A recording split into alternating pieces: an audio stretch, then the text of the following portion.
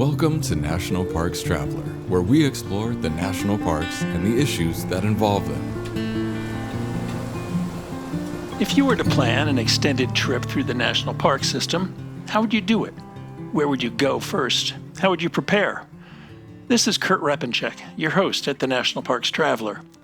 In this week's podcast, the Traveler's Lynn Riddick talks with Cristian Garza, who recently returned from a 4-month-long jaunt through the parks.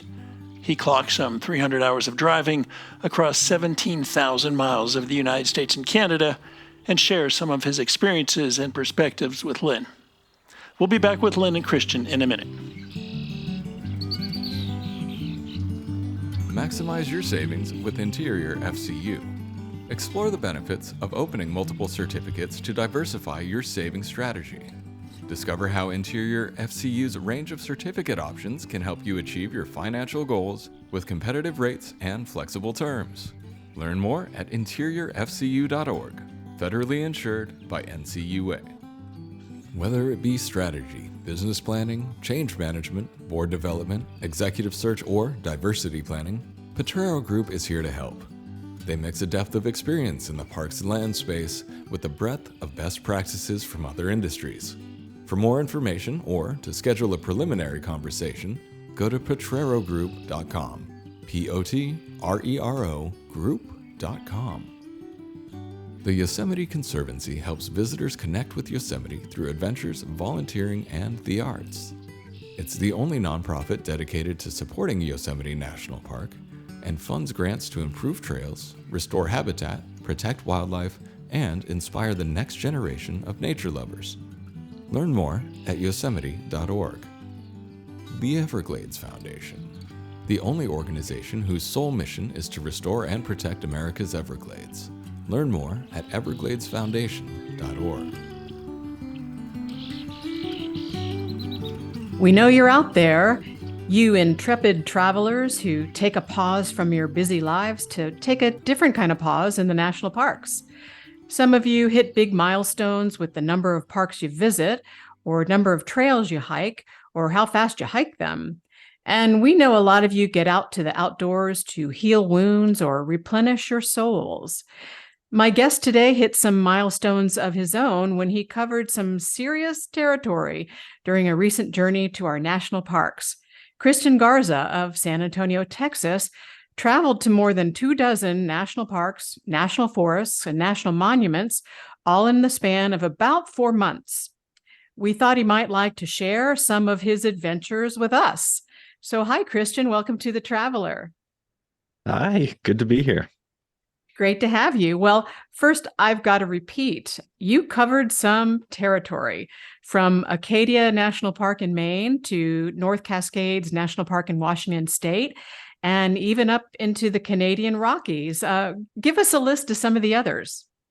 Yeah, that's right. I hit most of the national parks on the East Coast as well. The Great Smoky Mountains, Shenandoah, some of the stuff in the middle of the country, Glacier, and in Wyoming, Yellowstone and the Tetons, as well as a couple of parks in California, Yosemite and the Redwoods. Well, what gave you the idea to hit the road in such a way? Well, I've always really loved going camping, just being outside. My friends and I always took camping trips. So I've had a list of parks and things that I've wanted to see in the U.S. for forever. And when I graduated college 2 years ago, I was putting together a plan to just hit all of them at once, kind of, to do it in one fell swoop. It just makes sense. If I'm going to drive all the way out to the Great Smoky Mountains, Shenandoah is right there. You might as well do it at the same time. And then you're one step closer to Acadia, so it just makes the trip up there even shorter. So this has been kind of a long time plan. I just got a recent opportunity to do it, so I wanted to take the chance. Well, good for you.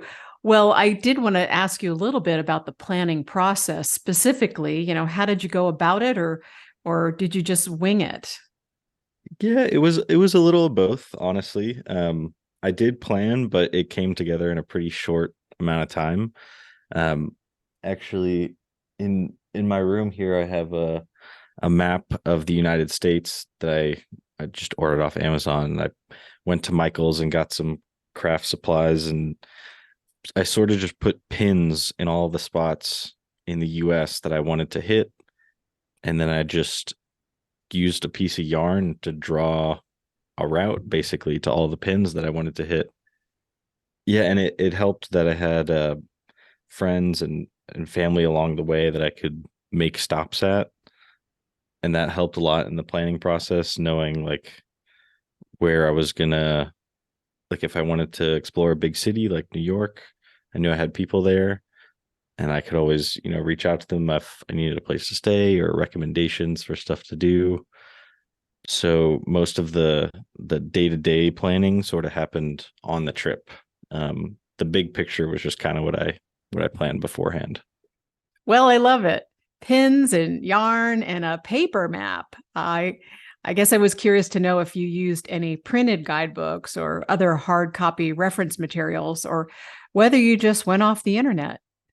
Most of the research that I did was on the internet, but inside of the parks, I actually found myself using the maps a lot, the maps that they give you upon entry a lot more than basically anything else, because in most of the parks you lose service, or um, signal's very slow, and they're very detailed, the maps, finding places to see. And there's also like recommendations. I remember in Yellowstone, I had just kind of lost track of the few days beforehand and didn't do a lot of research going into the park, but they handed you like a newspaper sort of thing when you came in, and I used that to basically guide my whole 2 or 3 days there. But yeah, that was about it. When did you leave? It was in early mid-April, about April 10th. Was that just how things, worked out, or did you specifically choose that kind of date? It was sort of how things just worked out. But I got really lucky because that was kind of the perfect time to leave. My cousin got married at the end of March, and that was basically my last like formal responsibility in San Antonio. The last thing that I had to be at, sort of. So after that, I knew I had a window of free time, and I just kind of took off. But the weather worked out perfectly as far as, leaving in April, starting the journey in the south. The temperatures were still cooler, and then as I got up to May and June, I was further north, and especially when there was a big heat dome in the south, I was up in Canada. So the timing was pretty perfect. Was there a job involved in any of this? Did you have to leave a job? I did.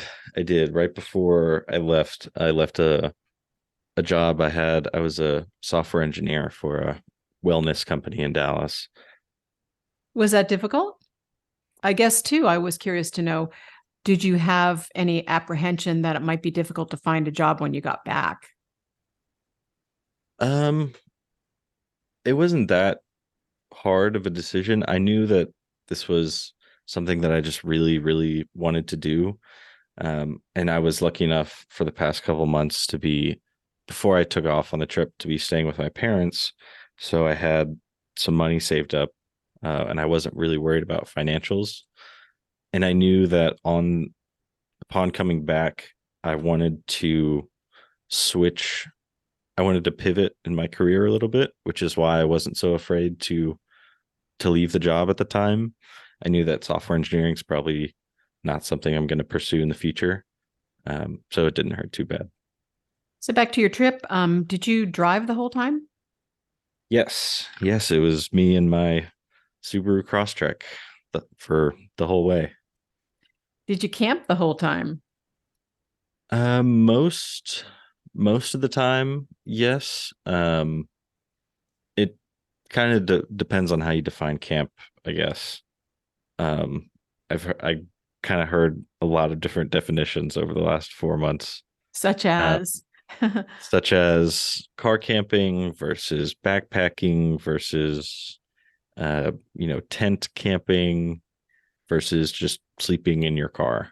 I don't know. There's people kind of put camp, they use it a bunch of different ways, but in any of those four versions, I was doing that for the most part. Sleeping in your car? Sleeping in my car was the most prominent, probably. Yeah. No kidding. How was that? It was a little tight. I'm 6'1", and my Crosstrek isn't a huge car, so it was a little tight, sort of fitting in there for the night. But it wasn't that bad. I bought a set of screens for all the windows in my car, so there was, I had like a sense of privacy, and I was able to fit my camping sleeping mat in the back behind the passenger seat, so I could almost fully stretch out. And yeah, it wasn't too bad. What was your first stop? So first stop, I wouldn't really count. I mean, I guess it would be Dallas. I just kind of went to see a couple friends before I took off, but the first real stop was the Ozarks in Arkansas. And how was that? It was really gorgeous. It was very calm and quiet, which I guess I was surprised by. I'm not sure why, but yeah, that was the thing I noticed about it most, was just how like serene everything was. Not a whole lot of traffic out there either. So, what would you say were some experiences in the parks that really stand out to you? Definitely the first standout moment I had was on the Blue Ridge Parkway, just outside of the Great Smoky Mountains. The Smokies I have been talking about with my friends since high school. I have just wanted to see them for so long, and they really lived up to everything that I thought. Just driving along the parkway, you could see like every shade of color in between yellow and red and orange and green. The temperature was perfect. The clouds rolling off the mountains were beautiful. Yeah, that was the first time it really sunk in that I was, out on my own, really doing this trip. And what was another a great moment for you? When I was in Montana, one of my friends from Texas had also moved out to Montana, and she was working in the Glacier National Park at, I forget what the name of the place was. It was in Many Glacier, and basically she was an equestrian trail guide. So she took me out with a group, just riding a horse through a trail in Glacier National Park, and it was so stunning. Just everything in that park and in Montana is just huge and beautiful, and it's hard to kind of put words to that, but it was an amazing experience. Yeah, I think we all felt, when we've traveled and we've been somewhere and we just kind of have this moment where we feel like our existence is very insignificant. When you're looking out at the vast, area of beauty and mountains and geology and scenery and everything so stunning, and you feel Right. kind of so small. Did you have moments like that? Absolutely. Yeah, getting to the big parks on the West Coast definitely made me feel like that. The Glacier and Yellowstone and Yosemite specifically, coming out of the tunnel and looking over the valley, just seeing just what a scale everything was on. Yeah, it really filled me with a sense of awe, how tiny I really was. I'm Lynn Riddick, and I'll be back with Cristian Garza after this short break. Listener and reader support make National Parks Traveler possible every day of the year. If you enjoy the Traveler's content, please consider a donation via nationalparkstraveler.org. Acadia National Park is one of the 10 most popular national parks in the United States. It is also one of the smallest and most vulnerable. That's why Friends of Acadia exists. Friends of Acadia is an independent organization of passionate people inspiring those who love this magnificent park to make a real and lasting difference for Acadia. You can make a difference too at friendsofacadia.org. The Grand Teton National Park Foundation is a private, nonprofit organization that supports projects that protect and enhance Grand Teton National Park's cultural, historic, and natural resources. By funding initiatives that go beyond what the National Park Service could accomplish on its own, Foundation donors improve the visitor experience and provide benefits to the National Park System for decades to come. See their successes at gtnpf.org. Full of stunning photography and thought-provoking reads, Smoky's Life is a biannual magazine produced by Great Smoky Mountains Association. Members receive it free of charge each spring and fall, and it is available for purchase in retail stores throughout Great Smoky Mountains National Park and online at smokiesinformation.org. Washington State is graced with 3 spectacular national parks, each different and special in their own unique ways. As the official nonprofit partner and the only philanthropic organization dedicated exclusively to supporting these parks through charitable contributions, Washington's National Park Fund has a mission to raise private support to deepen everyone's love for, understanding of, and experiences in Mount Rainier, North Cascades, and Olympic National Parks. Share your passion for these parks at wnpf.org. The Blue Ridge Parkway Foundation is the primary nonprofit fundraising partner for the Blue Ridge Parkway. It is made up of people who have a deep love for this majestic road and want to ensure that its natural beauty and the experiences it offers endure for generations to come. You can show your appreciation at brpfoundation.org. I'm back now with Cristian Garza. Where did you spend the most time of all the parks? It was probably the Smokies. I think, yeah, for parks specifically, it was probably the Smokies. How many nights were you there? I was there for 3 nights. Did you do a lot of hiking during all these park visits? Yes, I did. Not as much as I had originally planned. My thought going out was I would spend probably 80 to 90% of the nights on this trip on the trail. But I pretty quickly realized that that's just not feasible. It was just, it was something that was way too hard to do. But I did spend a lot of time hiking, even though I spent most nights in the car. Was it because you were traveling so much between parks? Yes. Yeah, that was a big part of it. The trip in total was 17,000 miles. And doing that over 4 months meant that the list of places that I wanted to go was just so large. I couldn't really spend more than 2 or 3 nights in one spot before I had to keep moving. Did anything unexpected happen to you? Not for the most part. I guess I didn't really have many expectations going into the trip. So that's maybe one answer to that. I was unsure of where my next step was going to lead me anyway. I didn't really have any expectations to have an unexpected event for. Were you underimpressed by anything? Any big disappointments? Actually, yes. There was one which I was actually pretty sad about because this is one of the biggest parks, and I'm absolutely going to go back there.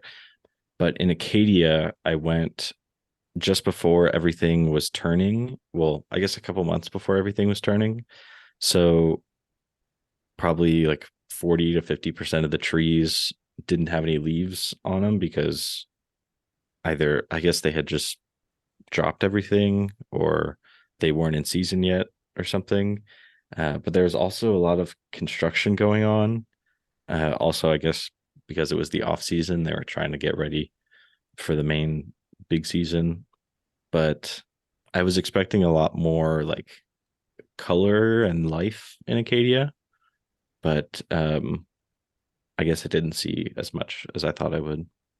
Yeah, and that's okay. I think we all tend to gloss over any, disappointments that we have during our travels, and it's kind of interesting to hear what they were. When people do have something that doesn't live up to their expectations, it's interesting to see what that was all about. Right. Anything else? Not too much else, just kind of, dealing with crowds at some of the bigger parks in Wyoming, especially the Tetons were packed. Yellowstone was even more so. But other than that, other than crowds, not much else. Yeah, I was curious to know if you did run into crowds and if they were a deterrent, or things like sold out campsites, any other kind of negative things like that. Yeah, Yosemite, especially for campsites, was hard to find, especially because I got there sometime in July and outside of, the super high elevation spots in California, it was just so hot. Camping was miserable if you're not at 7,000 feet and it's 70 degrees. And pretty much anywhere, at least that I could find near Yosemite, was totally booked out. So I spent a couple nights in more central California and just drove back into Yosemite. I see. I wondered if you slept in your car and whether that was hot. Yeah, it was pretty rough. One night I did my car, and the next night I spent in a tent. So you went up into Canada too, and Banff National Park. Tell us a little bit about that. Yeah, Banff was spectacular. The Canadian Rockies feel like a totally different mountain range than the Rockies that you see that extend into the US. There, everything is just so huge. The mountains just extend. They just keep going up and up and up. All of the glacier lakes were incredible. Just a stunning, stunning blue. But I think the real star up there is probably Jasper. As beautiful as Banff is, Jasper was felt a little closer to nature, I guess. Well, speaking of that, any wildlife sightings to, relate to us? Yes, a lot.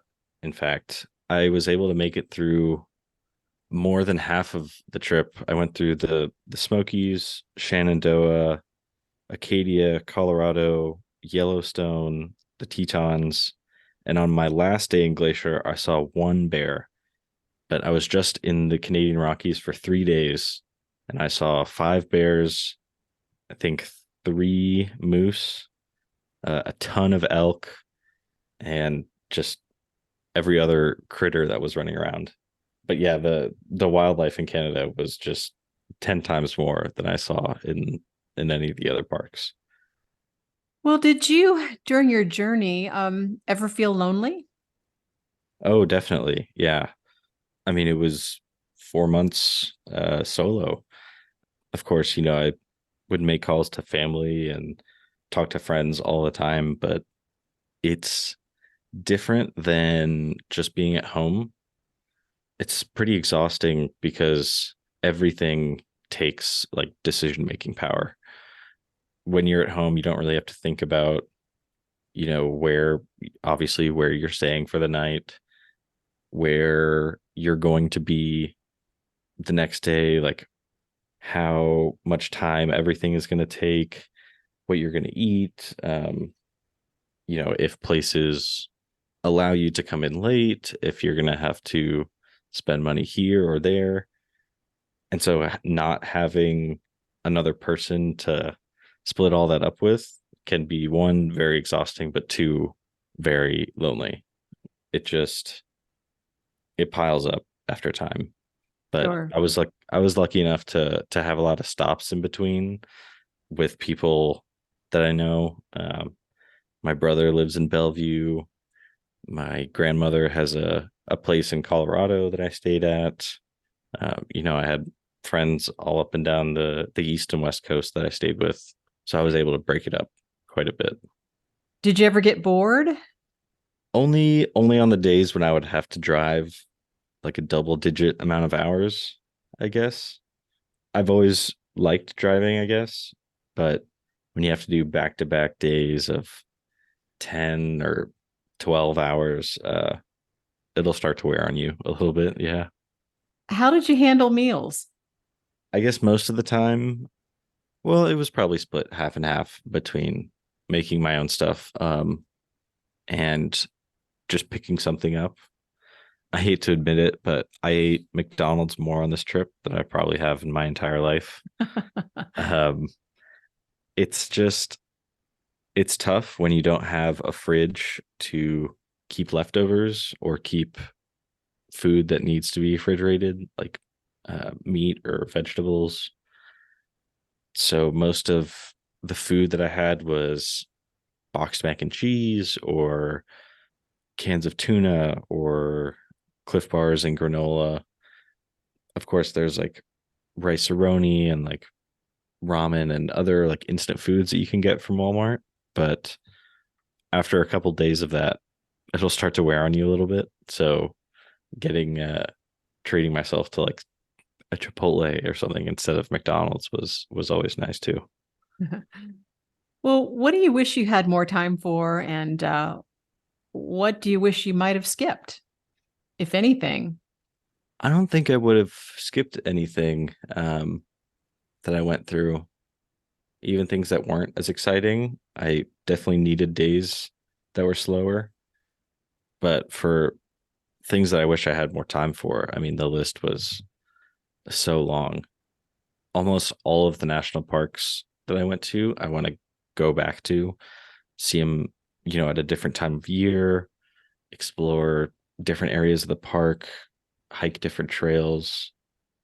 So, what's left on your list of parks you haven't seen, and when do you think you'll get there? So, yeah, originally on the trip, the last sort of section of it was going to be the Southwest. So, Arizona and Utah and New Mexico. But I ended up making the call when I was in Newport Beach, California, to just drive straight home because, well, one, I was pretty exhausted by this point in my trip.